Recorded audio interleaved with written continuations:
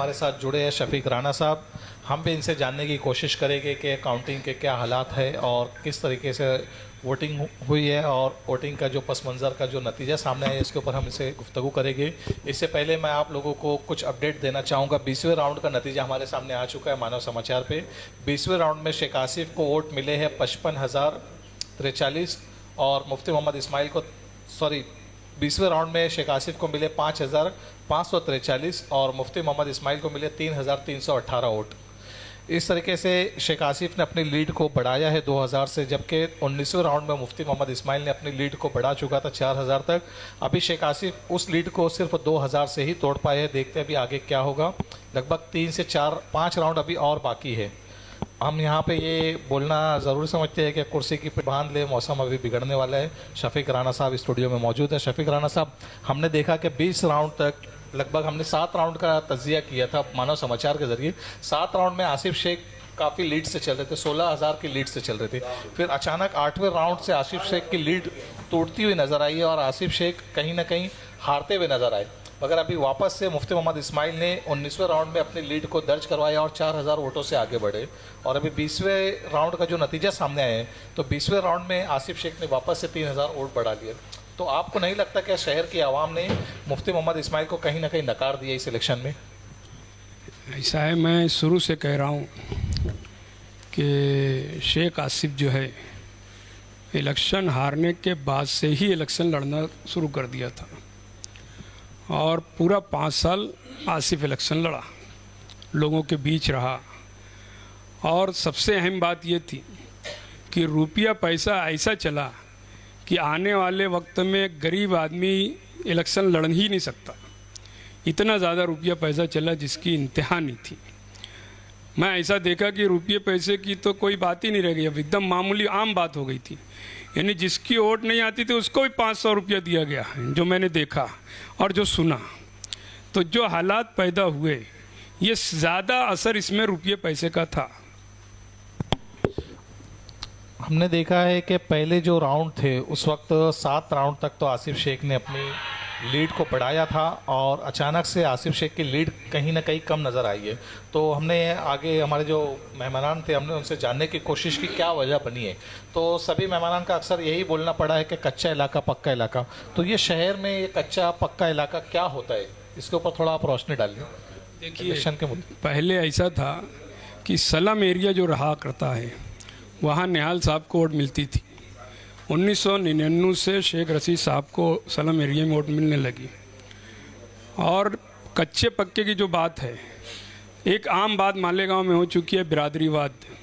Election बिरादरीवाद पे 90% हुआ पूरे शहर में और बिरादरीवाद की वजह से ही कच्चे और पक्के की बात आई। कच्चे एरिया में जो था बिरादरी में, जो अंसारी बिरादरी के जो लोग थे वो मैं मानता हूँ कि 30-40% लोग रहा करते हैं। उसमें जो 30% पक्के एरिया के मानने वाले जो लोग हैं कच्चे एरिया में, मतलब अंसारी बिरादरी के लोग, उन्होंने ही मुफ्ती इस्माइल को वोट दिया। एडवोकेट साहब, जैसे कि शफीक राणा साहब बता रहे कि शहर का इलेक्शन बिरादरी पे लड़ा गया, आपकी इस बात से कहाँ तक मुत्तफिक है? देखिए, जहाँ तक मैं समझता हूँ इस मरतबा का इलेक्शन जो है तो तामीर और तरक्की के नाम पर शेख आसिफ साहब की तरफ से लड़ा गया और मुफ्ती इस्माइल साहब की तरफ से अच्छाई और बुराई के लिए इलेक्शन लड़ा गया। तो इसमें कोई बिरादरीवाद का कोई ऐसे ताल्लुक़ नहीं आया। जिस तरह से मैं ऐसे देखा हूँ कि दोनों बिरादरी, दोनों लीडरान की तरफ हर बिरादरी के लोग शामिल थे। इसके अंदर बिरादरी के हिसाब से इस मरतबा इलेक्शन की कोई जगह थी नहीं और ऐसा इस इलेक्शन में आया भी नहीं। राणा साहब, जैसे कि एडवोकेट साहब ने बताया, हिदायतुल्लाह साहब ने, कि बिरादरी का सिक्का यहाँ नहीं चला है और हम भी जो काउंटिंग देखे राउंड की, अभी तक के हमारे सामने 19 राउंड की काउंटिंग स्क्रीन पे है। हमने देखा कि दोनों 50-50 कहीं ना कहीं आसिफ शेख की बढ़त रही है और कहीं मुफ्ती साहब की रही। बहुत ज़्यादा वोटों का फ़र्क नहीं रहा। तो ये चीज़ हम नहीं मानते कि बिरादरी हुई है यहाँ पे।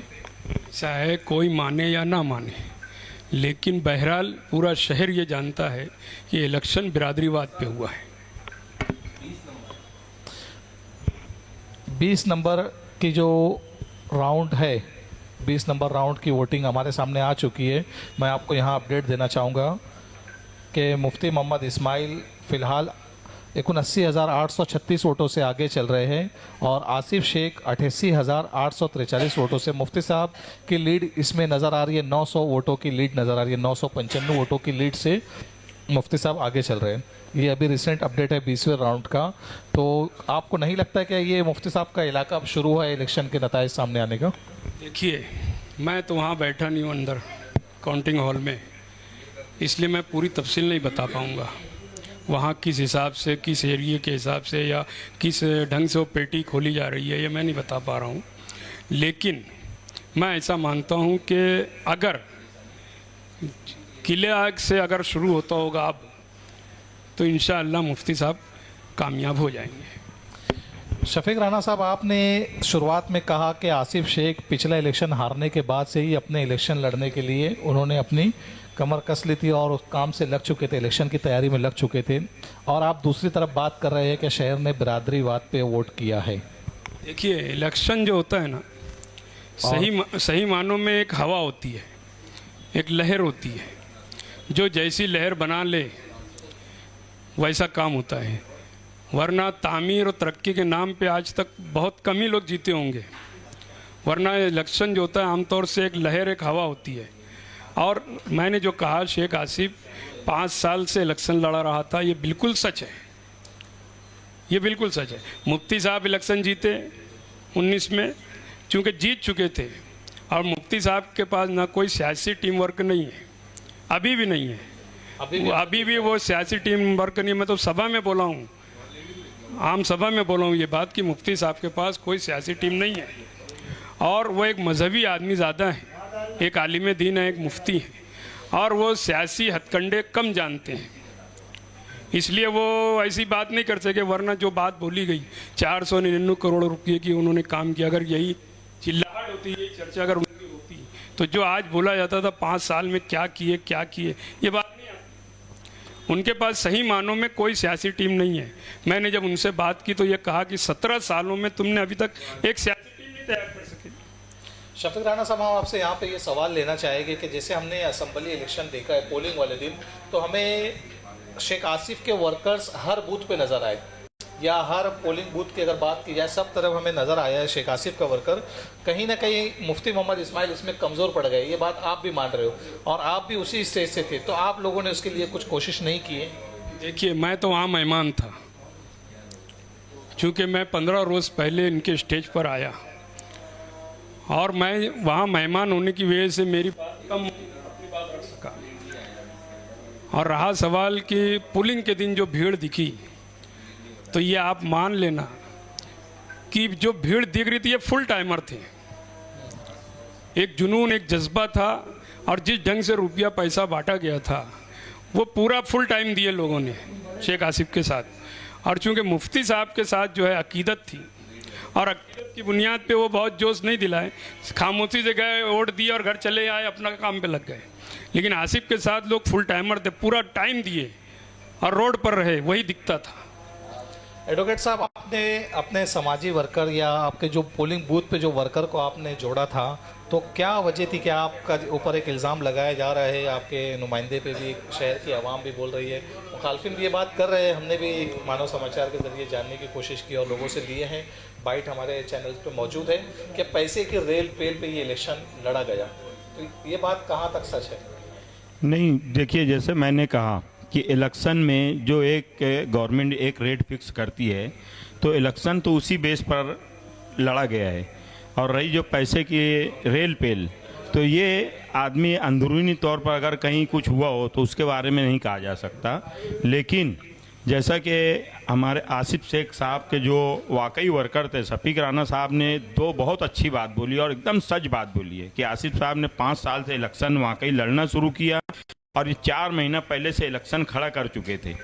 उन्होंने हर जगह मीटिंगें ली, लोगों से जुड़ना शुरू किया, और आखिरी में जो खामोश वोट है, ये जो रिज़ल्ट अभी तक आया आज 20वें राउंड तक, इसमें खामोश वोट जो हम बोलते हैं, इसका जो है तो बहुत बड़ा असर दिखाई दे रहा है।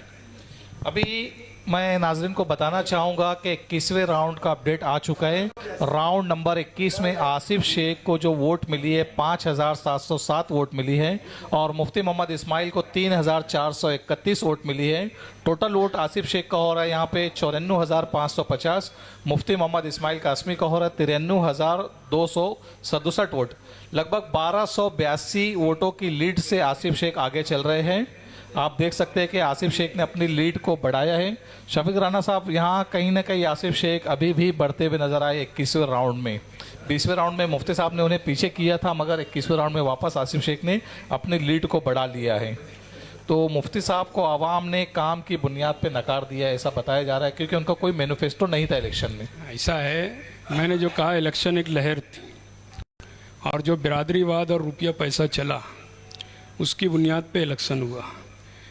किसी के मैनिफेस्टो पे इलेक्शन नहीं हुआ कि मैं ये कर दूंगा वो कर दूंगा। आवाम ने उसको नहीं सोचा और मुफ्ती समझा। साहब ने अपना मैनिफेस्टो जाहिर क्यों नहीं किया? ये जवाब मुफ्ती साहब खुद दे सकते हैं, मैं नहीं दे सकता आपने हूँ। पूछने की कोशिश। उनकी बीमारी की वजह से मैं बात नहीं कर सका उनसे।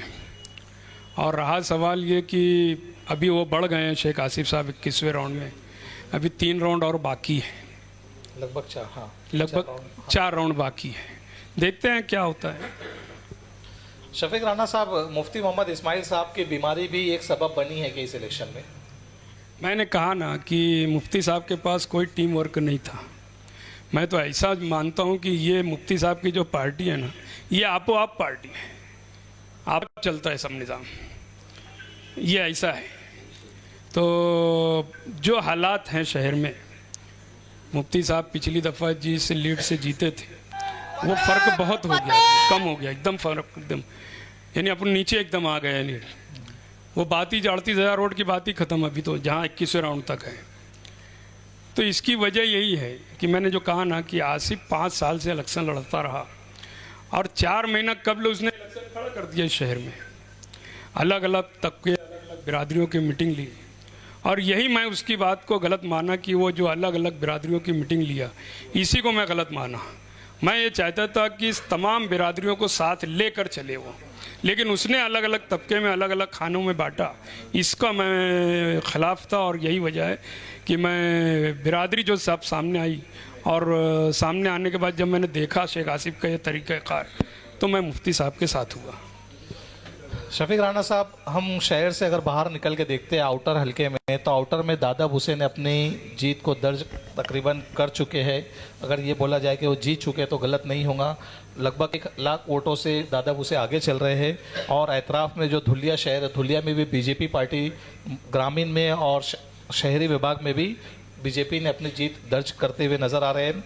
और पूरे महाराष्ट्र की अगर बात की जाए तो महाराष्ट्र में बीजेपी काफ़ी आगे चल रही है। तो ये क्या वजह रही कि बीजेपी ने अपना महाराष्ट्र को जीतने में, मतलब कौन सा सिक्का चलाया है या कौन सा वोट बैंक उनका चला है यहाँ पे? बीजेपी गठबंधन जो है ये कई महीनों से जो लाडली बहन का लाया प्रोग्राम और स्कीम जो लाई, वो मैं ऐसा समझता हूँ असरअंदाज हुई है लाडली बहन। क्योंकि हर खातून को अगर 1500 रुपया मंथली बैठ के मिलने लगे, तो ये अभी रिजल्ट जब आए ये सामने आएगा कि लेडीज़ वोट कितनी पड़ी और जेंट्स कितनी पड़ी।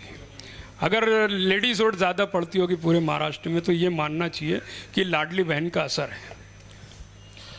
शफीक राणा साहब, जैसे कि आपने बताया, तो हम यहाँ पे हमने पार्लियामेंट इलेक्शन की अगर बात करें तो शोभाताई बच्चाओं को मालेगांव से बहुत ज़्यादा वोटें मिलती है, जिसकी वजह से वो एमपी का इलेक्शन जीत जाते हैं, पार्लियामेंट का इलेक्शन।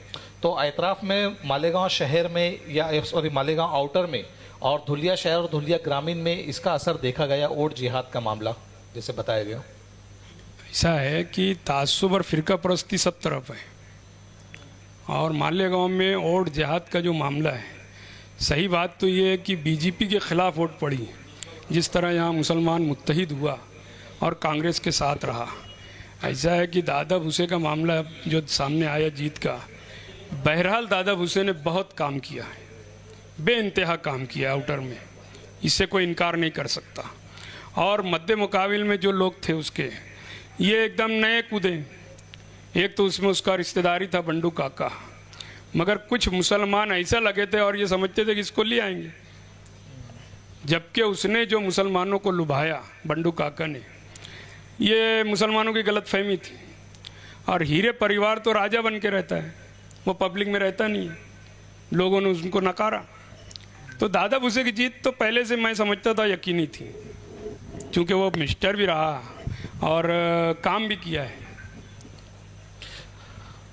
यहाँ पे कांग्रेस पार्टी को नकार दिया गया है। कांग्रेस पार्टी महाराष्ट्र अपने नेशनल लेवल की पार्टी है और समाजवादी पार्टी मालेगांव शहर की आवाम ने दोनों नुमाइंदों को नकार दिया है। आप क्या वजह मानते हैं एडवोकेट साहब इस मुद्दे पर? देखिए, कोशिश तो हर उम्मीदवार कोशिश करता है, और जैसा कि मैंने देखा कि कांग्रेस की तरफ से एजाज बेग साहब ने भी कोशिश किया, शान हिंद साहिबा भी वो अपनी कोशिश में रहे। इसी तरह आज़ाद उम्मीदवार जो खड़े थे, मैंने ऐसा महसूस किया उन्हें भी बहुत उम्मीद थी कि हम चुन कर आएंगे। तो कोशिश तो सभी करते हैं, लेकिन असल फैसला तो आवाम ही करती है। शफीक राणा साहब, अक्सर अब बोला ये जाता है कि पार्टी की वोट, जबकि शेख आसिफ या शेख रशीद को कांग्रेस ने जितना दिया है तो उनकी वोट बैंक अगर देखी जाए तो 70-75 हज़ार वोट हम 1999 से कंपेयर किए तो कांग्रेस की वोट रही है। तो ये वोटें कहीं ना कहीं नज़र नहीं आई है एजाज बेग के साथ, और समाजवादी पार्टी की भी वोट शान हिंद को मिलती हुई नज़र नहीं आई। तो आपको भी लगता है कि शहर में शख्सियत साजी के ऊपर इलेक्शन होता है? बिल्कुल सही बात है। ऐसा है, 1999 में जब शेख रशीद जीता कांग्रेस पार्टी से, तो उसके बाद जब मुफ्ती साहब आए सियासत में, असम्बली लड़े, तो जो मोमिन कांग्रेस वोट थी वो सब मुफ्ती साहब के साथ लग गई। और आज मालेगांव शहर में कांग्रेस पार्टी की पाकिट वोट मुख्तसर है, शख्सियती वोट है। शेख रशीद कांग्रेस में जब 99 लड़ा, उसके बाद 2004 में लड़ा, तो उस वक्त ऐसा हो गया था कि ये शेख रशीद कांग्रेस है, कांग्रेस आई नहीं रही थी। वो जो कांग्रेस के लोग थे यहाँ पर मालेगांव में मोमिन, वो सारे के सारे लोग मुफ्ती साहब के साथ जुड़ गए, तो कांग्रेस की वोट ही खत्म हो गई थी। जो मोमिन कांग्रेस, और मोमिन ही वोट ज़्यादा कांग्रेस की थी मालेगांव शहर में। मतलब यहाँ पे अगर हम बोला जाए, यहाँ पे इस चीज़ के पार्टी की कोई वोट बैंक नहीं होता है, कोई खास नहीं है, कोई ऐसी खास नहीं है मालेगांव शहर में। और रहा सवाल ये साइकिल वाइकल, जी, ये तो ऐसा था कि पंचर आई थी और रिंगे निकल के चली जा रही है। निहाल साहब का नाम तो काफ़ी बड़ा था शहर के लिए, तो निहाली वोट भी नहीं मिल पाई उन्हें। मैं 5 साल पहले और 10 साल पहले भी कहा था कि निहाल साहब की हयाती में, निहाल साहब का जो दूसरी बेबी का बेटा है बुलंद, वो निहाल साहब गली गली घूमते थे, उसके लिए वोट मांगा करते थे, तब 7,500 वोट बुलंद को मिली थी। ये मैं कई साल पहले कहा और अभी तक वो बात सामने लोगों के आती है। तो निहाल अहमद का फोटो लगाकर अब ये लोग क्या वोट लेंगे, और वही बात सामने सच साबित हो रही है। हाँ, बहुत कम वोट, बुलंद इकबाल की जो 7,000 वोट लगभग करीब 7,000 के, उतनी भी वोट तक नहीं पहुंच पाए। मेरा तो बोलना ही था ना कि 7,500 वोट निहाल साहब की हयाती में मिली, तो ये फोटो लगाकर निहाल अहमद का क्या लेंगे वोट। दूसरी बात कि उस वक्त और आज के वक्त में जो पैसा का रेल पेल हुआ समाजवादी की तरफ से मालेगांव में, बहुत ज़मीन आसमान का फ़र्क है। मैं तो ये देखा हूँ कि फी आदमी, एक आदमी को 7-7, 8-8, 10-10 हज़ार रुपया तक दिया गया। यानी कोई एक ऐसा आदमी जिसके घर में उसकी नहीं चलती है, उसको लाखों रुपया दिया गया एक अशरफी को। शफीक राणा साहब, जैसे कि महाराष्ट्र में बीजेपी हुकूमत बनाती हुई नज़र आ रही है, काफ़ी तादाद मतलब लीड में आगे चल रही है बीजेपी, तो हमारे शहर का नुमाइंदा जाने के बाद शहर को कुछ फ़ायदा हो सकता है क्या? क्योंकि दोनों पार्टी के जो नुमाइंदे लीड पे चल रहे, मुफ्ती मोहम्मद इस्माइल की बात की जाए या शेख आसिफ की, अभी तो वाजे नहीं हो सकता है कि कौन जीत रहा है। तो आपको लगता है कि ये नुमाइंदा कुछ नुमाइंदगी कर सकता है अपोजिशन में? देखिए, हर आदमी की अपनी सलाहियत के मुताबिक काम होता है। जिसके अंदर सलाहियत होगी, काम करने का जज्बा होगा, वो काम होगा।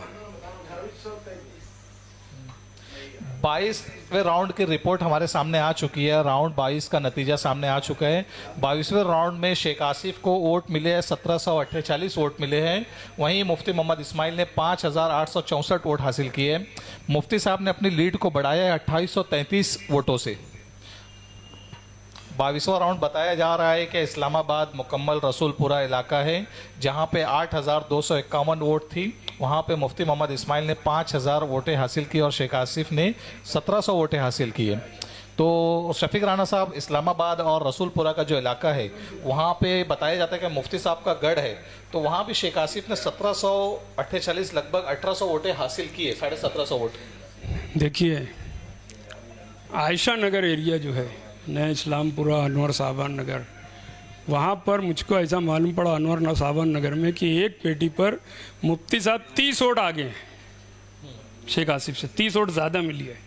जबकि ये कहा जाता था और ये माहौल था कि पूरा पैक हो गया है, आगरा रोड के उस पार पूरा पैक हो गया है, कुछ वोट नहीं मिल सकती इनको, चंद वोट मिलेगी। लेकिन मैं ऐसा समझता हूँ कि 40% वोट वहाँ मुफ्ती साहब को मिली है। इस्लामाबाद में अगर शेख आसिफ को 1700 वोट मिलती है और मुफ्ती साहब को 5000 से ज़्यादा वोट मिलती है तो बहुत फ़र्क है।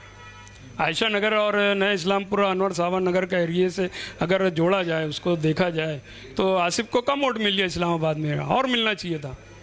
इलाकाई वोट मानी जा रही है, इलाकाई वोट होना चाहिए वहाँ पर, चूँकि यूनुस दादा की फैमिली है और उसके अलावा जो है वो फिदाइन दस्ते का एरिया माना जाता है मुफ्ती साहब का।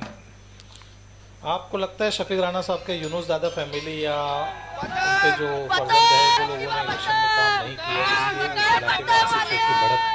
मैं ऐसा नहीं मानता। मैं ऐसा मानता हूँ कि जो जोश जज्बा यूनुस ईसा फैमिली ने इस दफ़ा दिखाया, क्योंकि ज़ख्मी शेर थे तो वो जज्बा जो था काम किया वो।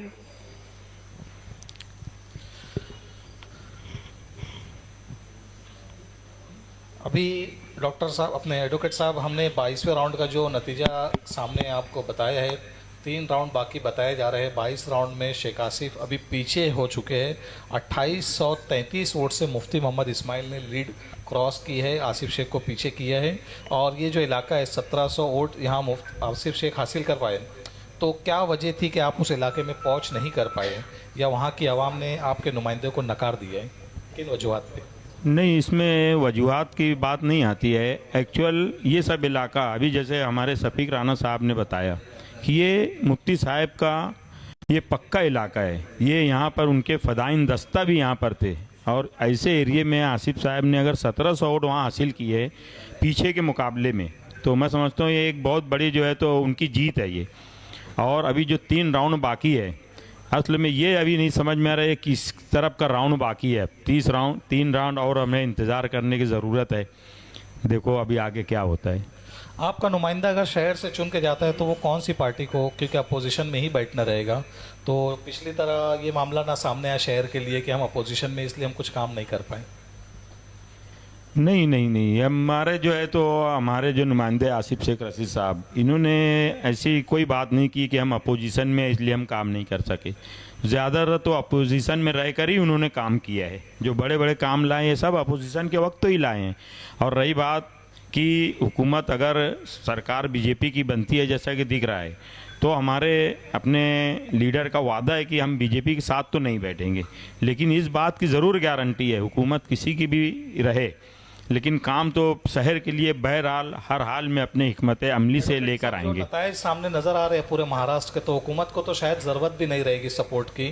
आप जैसे आपके नुमाइंदे ने कहा कि हम बीजेपी के साथ नहीं बैठेंगे, मगर जो हिसाब से नताइज है तो उनको ज़रूरत ही नहीं है। तो पिछले हमने इलेक्शन में देखा कि पिछले जो नुमाइंदे थे शहर के, अभी तो मालेगांव शहर की सिर्फ बैठक हम नहीं वाजे कर सकते हैं, क्योंकि यहाँ पे मैं एक अपडेट देना चाहूँगा कि अबू आसिम आज़मी की जीत दर्ज करवा दी गई है। अबू आसिम आज़मी जीत चुके हैं। और अभी हम मालेगांव का जो इलेक्शन है, इलेक्शन रिजल्ट में शान हिंद 7795 वोट हासिल किए अभी तक। तो एडवोकेट साहब, मैं आपको यही पूछना चाहूँगा कि बीजेपी हुकूमत होने के बाद फ़िरका परस्त पार्टी है, और कहीं ना कहीं आसिफ शेख ने भी अपनी पार्टी का नाम इस्लाम पार्टी रखा है या हरा झंडा, तो ये इस्लामी फैक्टर उनको नुकसान तो नहीं देगा वहाँ पे? आप लोग देख सकते हैं 23वां राउंड अभी बाकी है।